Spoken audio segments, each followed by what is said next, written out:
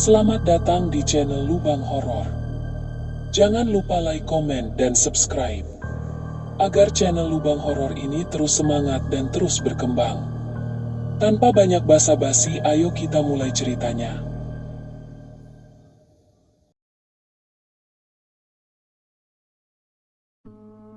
Malam itu, langit di atas dusun Giripitu tampak seperti luka menganga. Petir menyayat pekatnya awan, dan hujan turun deras, membasuh tanah yang sudah lama haus. Di pinggir hutan yang mulai dilupakan, ada sebuah kuburan tua, tak terurus, hanya ditandai batu nisan yang pecah separuh. Itulah tempat dikuburkannya Mbah Resno, sang dukun yang dihukum mati oleh warga 30 tahun silam. Tak ada yang berani mendekat ke sana, bahkan siang hari sekalipun.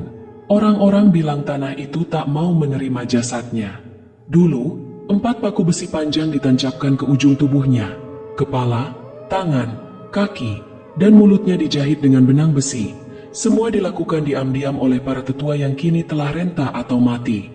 Konon, itu satu-satunya cara agar kutukannya tak merambat. Namun malam ini, di sela deru hujan dan gemuruh langit, terdengar tangisan samar dari arah makam itu. Tak ada yang melihat secara langsung, tapi beberapa warga yang tinggal dekat hutan bersaksi mendengar suara-suara itu. Mereka mengira cuma hembusan angin. Pagi harinya, kabar itu menyebar cepat. Seorang pencari kayu menemukan sesuatu yang membuatnya jatuh terduduk. Makam Mbah Resno tampak terbuka, bukan karena digali manusia atau binatang, melainkan terbuka dari dalam. Tanahnya seperti terdorong keluar, dan nisan yang separuh pecah itu kini patah total. Di sekitarnya, tak ada cangkul, tak ada bekas garukan binatang, hanya tanah yang becek dan satu hal yang lebih mengerikan. Jejak kaki telanjang, besar dan berat, menjejak dari arah makam menuju jalan setapak ke perkampungan. Jejak itu penuh darah, bukan bercak, tapi tetesan utuh, segar, seolah makhluk yang melangkah itu baru saja keluar dari liang busuk dengan tubuh masih basah oleh kematian. Seorang ibu sampai pingsan melihat jejak itu berhenti tepat di belakang dapurnya. Laki-laki tua mulai komat-kamit membaca doa, sementara anak-anak dilarang keluar rumah. Kepala dusun memerintahkan agar bekas jejak itu dihapus dan disiram air garam. Tapi tanah menolak. Bekas itu tetap ada, menolak lenyap, seolah hendak mengingatkan sesuatu telah kembali. Malam harinya, seekor anjing kampung melolong ke arah hutan, tak berhenti sampai pagi. Dan di balik suara itu, diam-diam, kampung ini telah mulai membuka pintu pada sesuatu yang seharusnya tetap terkunci rapat, dendam yang dikubur dengan paku. Hari kedua setelah makam terbuka, awan kelabu menggantung rendah di atas dusun Giripitu. Matahari enggan menampakkan diri. Desa itu mulai dilingkupi ketakutan yang tak terlihat, namun terasa menggigit. Suasana berubah dingin, bukan karena cuaca, tapi karena firasat buruk yang merayap diam-diam. Pak Trimo, mantan kepala dusun yang kini hidup menyendiri di rumah panggung kayu tua, adalah orang pertama yang merasa terganggu sejak kejadian itu. Ia pernah memimpin eksekusi Mbah Resno 30 tahun lalu. Diam-diam, ia menyimpan potongan paku besi di bawah lantai rumahnya, sisa dari ritual pemakuan yang dilakukan secara rahasia bersama 5 orang lain. Sejak pagi, warga tak melihatnya keluar seperti biasa. Pintu rumahnya tertutup rapat. Tak ada asap dari dapur. Seekor ayam peliharaannya ditemukan mati tercekik di bawah tangga, dengan mata membelalak dan paruh terbuka. Menjelang siang, bau amis dan busuk mulai menguar dari selapapan rumah Pak Trimo. Seorang tetangga akhirnya memberanikan diri memanjat dan mengintip lewat jendela. Apa yang ia lihat membuat tubuhnya limbung dan muntah di tempat. Pak Trimo tergantung di langit-langit ruang tamu. Tubuhnya terayun pelan, seolah mengikuti ritme napas yang tak ada.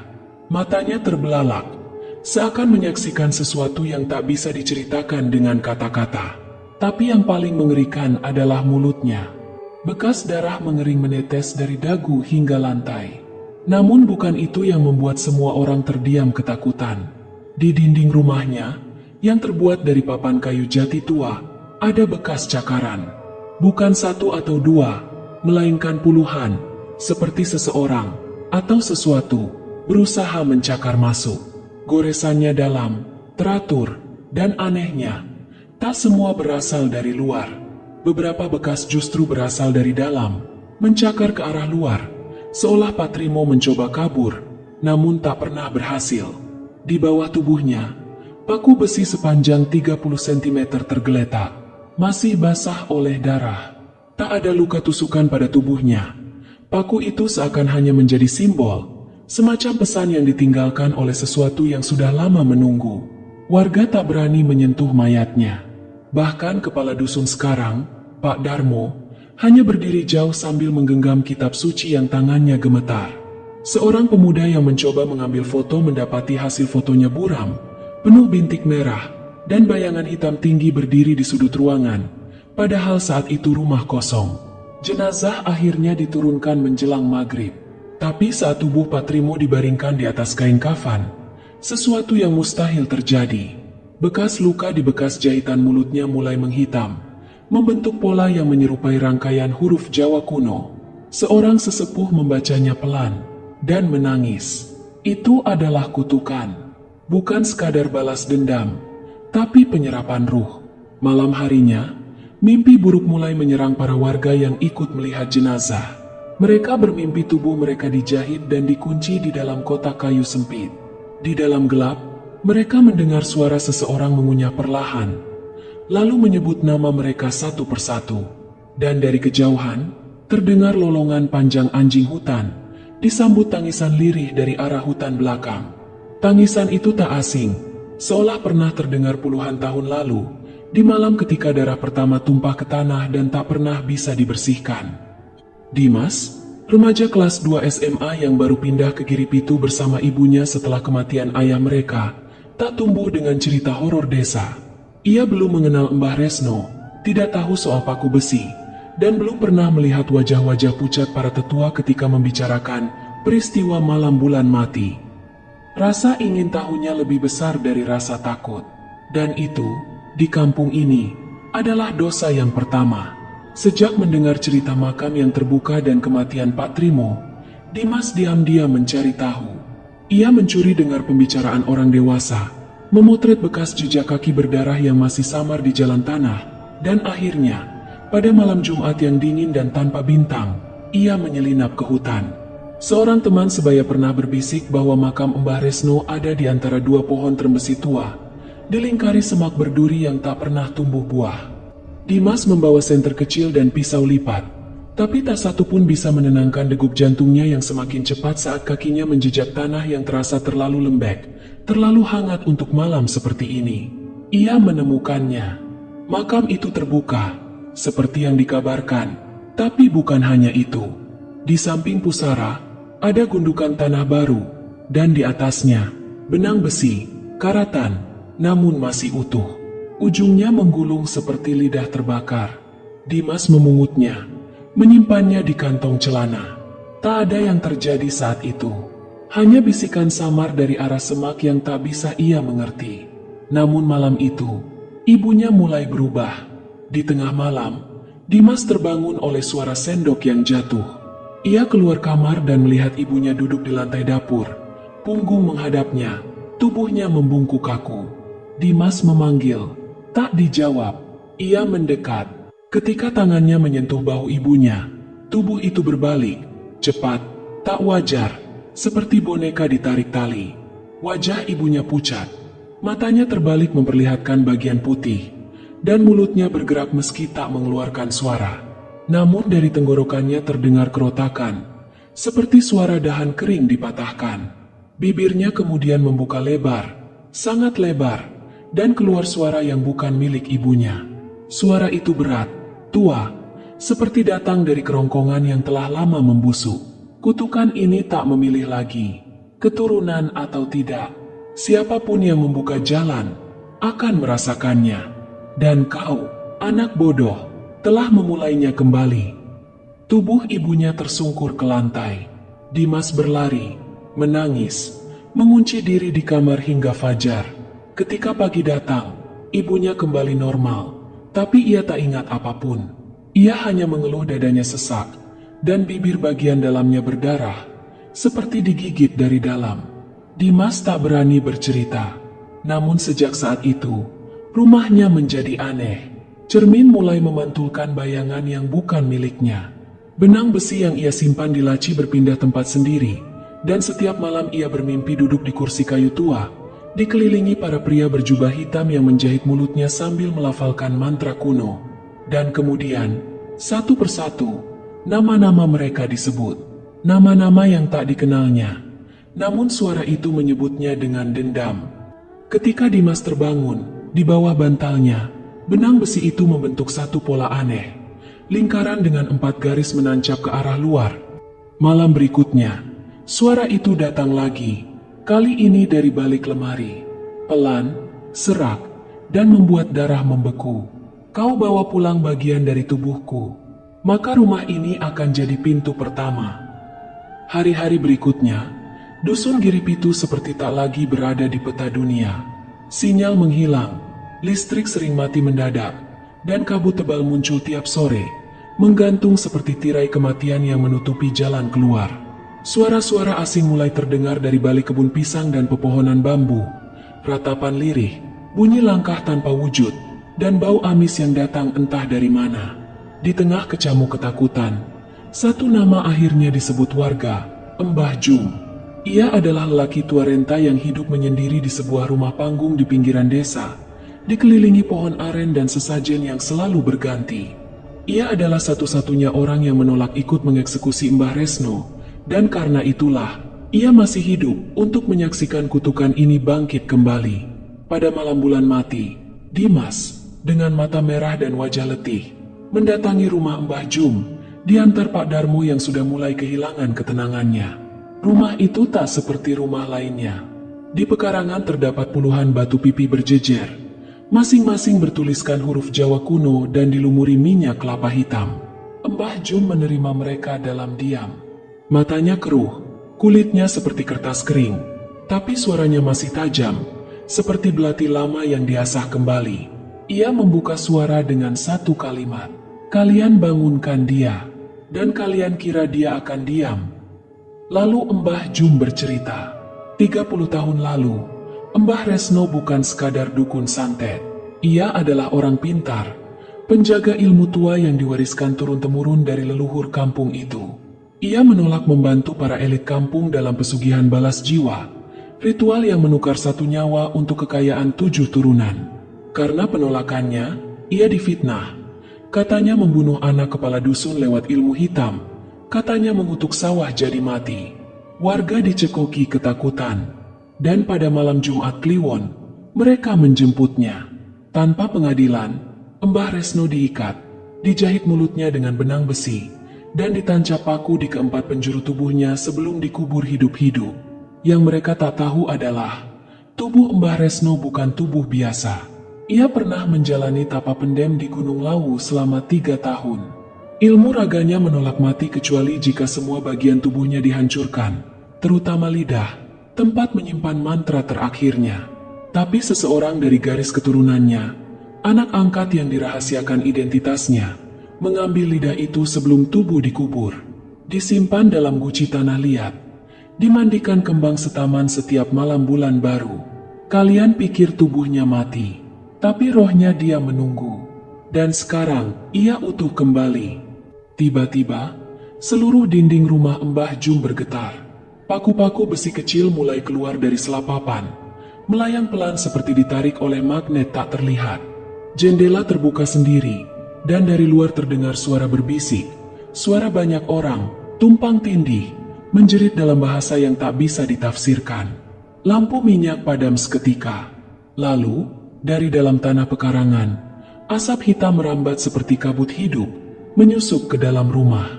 Suhu turun drastis, nafas mengembun, dan di tengah kesunyian pekat itu, terdengar suara tua yang jelas.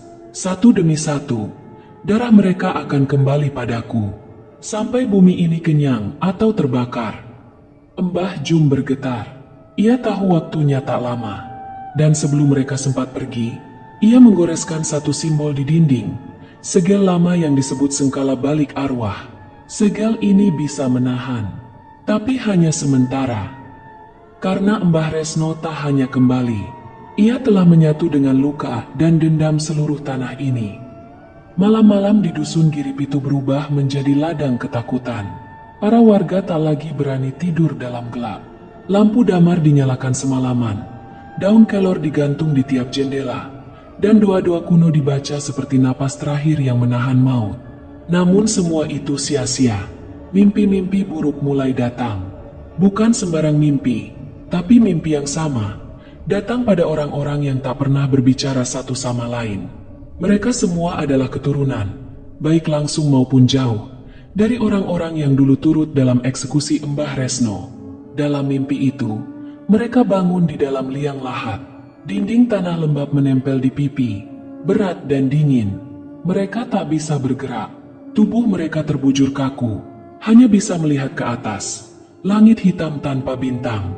Lalu, satu persatu, paku besi panjang mulai turun perlahan dari atas, seperti ditarik tangan tak kasat mata. Paku pertama menancap di dada kanan. Sakitnya terasa nyata, menembus kulit hingga ke tulang. Paku kedua di bahu kiri, lalu paha, lalu pergelangan tangan. Tak ada darah, tapi rasa sakitnya seperti mencabik jiwa. Lalu muncul sosok bayangan di tepi kubur, tinggi, kurus, dan tak berkepala. Tapi dari dadanya yang bolong, keluar suara-suara tua yang lirih tapi mengguncang sukma. Rasakan yang kurasa, mati dalam ketakutan, hidup dalam kutukan. Saat mereka terbangun, tubuh mereka basah oleh keringat. Kuku-kuku mencengkeram spray hingga robek. Tapi yang paling mengerikan adalah bekas luka di tubuh mereka, tepat di tempat paku muncul dalam mimpi. Membiru, lalu menghitam, seolah-olah tubuh mereka mulai membusuk dari dalam. Dimas adalah salah satu dari mereka. Ia terbangun dengan napas terengah, matanya merah, dan darah menetes dari ujung jarinya. Ibunya masih duduk di sudut kamar, tubuhnya kurus kering, wajahnya tak lagi seperti manusia. Ia terus bergumam, mengulang-ulang satu kalimat yang membuat bulu kuduk berdiri. 7 yang menusuk, 7 yang ditusuk, tapi 1 yang menyimpan lidahnya. Dialah kunci neraka. Di sisi lain dusun, Pak Darmo mengalami nasib serupa. Ia ditemukan pagi itu di belakang rumahnya, tergeletak telanjang dada dengan 7 lubang lebam yang tampak seperti bekas tusukan paku.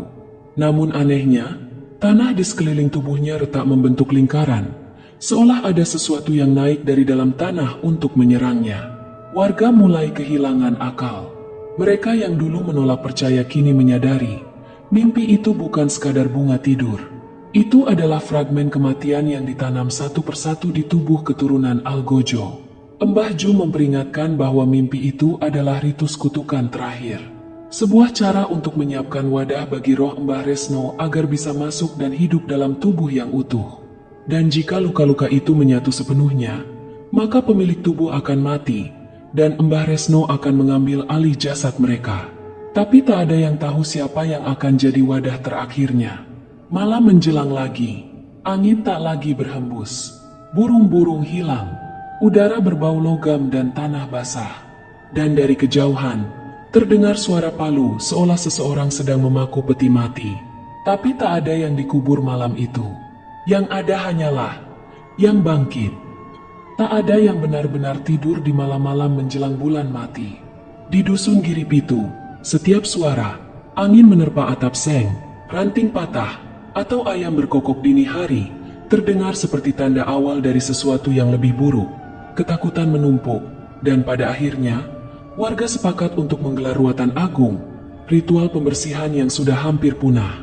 Dipimpin oleh Mbah Jum, ritual itu akan dilaksanakan di tengah-tengah tanah lapang desa, dekat pohon jati tua yang diyakini sebagai titik poros antara dunia hidup dan yang tak lagi bernyawa. Mereka menggali kembali pusara Mbah Resno untuk mengambil paku-paku besi yang dulu dikuburkan bersamanya.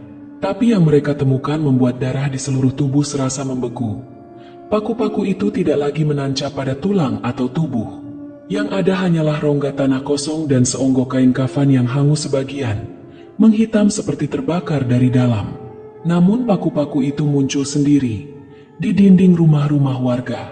Pak Darto, tetua adat yang mengurus perlengkapan ritual, mendapati satu paku menancap tegak di tengah amben bambunya saat ia bangun dini hari. Di rumah Bulastri, Paku menembus dinding dan memaku lembaran foto tua ayahnya yang pernah ikut menggali liang Mbah Resno dulu. Dan yang paling mengerikan, rumah Patrimo yang sudah kosong, yang sempat dijadikan tempat menyimpan peralatan ritual, terbakar tiba-tiba, dan api menari dalam bentuk lambang raja kuno yang tak bisa dikenali. Malam upacara akhirnya tiba. Langit begitu gelap hingga bintang pun lenyap.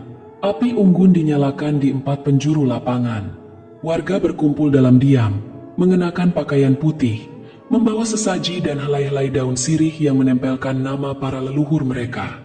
Mbah Jum berdiri di tengah, tubuhnya gemetar, tapi matanya tajam seperti hendak menembus alam lain.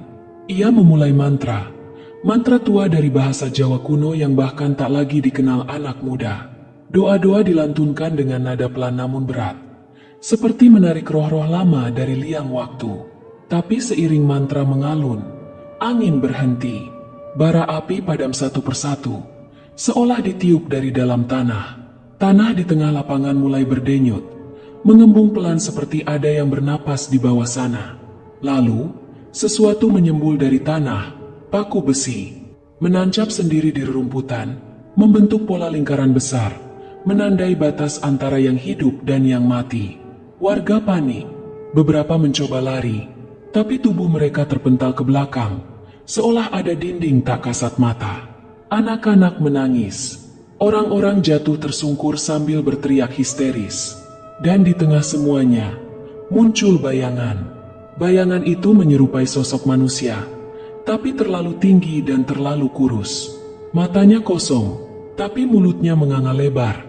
Jahitan besi di sekeliling bibirnya kini terbuka, menganga seperti terlahir ulang. Ia tak berjalan, tapi meluncur, melayang di atas tanah yang retak. Itu bukan roh, itu tubuh, dan tubuh itu lengkap, termasuk lidahnya. Mbah Jum berteriak, menyebut satu nama, Sari, cucu Patrimo, seorang gadis pendiam yang beberapa hari lalu menghilang dari rumah. Ia muncul malam itu, berdiri tepat di depan bayangan itu, tatapannya kosong, tubuhnya memar dan pucat. Di tangannya tergenggam guci tanah liat yang pecah separuh, dan dari dalamnya menjulur sepotong lidah manusia. Lidah itu berdenyut hidup, seperti cacing dalam bara. Sari menengadah, lalu berbisik. Ia tak lagi menunggu dibangkitkan, karena ia telah menyatu. Dalam sekejap, seluruh tanah lapangan bergetar. Dari balik tanah, tangan-tangan busuk merangkak keluar, bukan zombie, tapi bayangan dari para algojo masa lalu. Mereka menyeret diri, membentuk barisan, lalu membungkuk pada bayangan itu, Mbah Resno yang utuh. Upacara telah gagal, dan malam itu, satu-satunya cahaya di girip itu hanyalah cahaya dari paku-paku yang memijar merah, seolah menandai rumah-rumah yang masih berhutang darah. Setelah malam upacara gagal, girip itu berubah menjadi tempat yang tidak dikenali lagi. Pohon-pohon meranggas meski belum musim kemarau. Sumur-sumur mengering. Dan langit, selama berhari-hari, tak pernah benar-benar cerah. Selalu berwarna kelabu kehitaman, seperti langit sedang berduka atau marah. Tak ada lagi suara ayam atau jangkrik. Hanya gemeretak aneh yang terdengar dari balik dinding-dinding rumah. Suara kuku atau logam yang diseret pelan-pelan. Warga yang tersisa mengungsi keluar kampung, tapi banyak yang hilang di perjalanan. Mereka ditemukan dalam keadaan aneh, mulut dijahit dan lidah mereka hilang, sama persis seperti Mbah Resno dahulu dieksekusi. Yang tersisa hanyalah 7 rumah, dan semuanya kini bertanda paku besi memerah di depan pintu. Seolah ada sistem tak kasat mata yang menandai siapa yang masih berhutang kepada tanah ini. Sementara itu, Mbah Resno, sosok tubuh tinggi berjubah kain yang meleleh seperti abu basah, tak lagi bersembunyi. Ia muncul di sudut-sudut kampung, berdiri diam seperti menunggu sesuatu. Siapapun yang menatapnya terlalu lama akan mengalami mimpi buruk yang sama. Terkubur hidup-hidup, tubuh tak bisa bergerak, dan suara cakar besi menyayat tanah dari atas. Namun misteri terbesar masih menggantung. Bagaimana bisa ia bangkit dengan tubuh yang utuh? Jawabannya ditemukan oleh seorang pemuda bernama Dani, cucu dari Mbah Jum, yang sejak awal diam-diam mencatat setiap kejadian. Ia menemukan catatan tua milik Mbah Jum, berisi pengakuan bahwa bagian tubuh Mbah Resno tidak pernah dikubur lengkap. Lidahnya dipotong sebelum dikubur, dan disimpan dalam guci tanah oleh seseorang yang bersumpah setia kepadanya.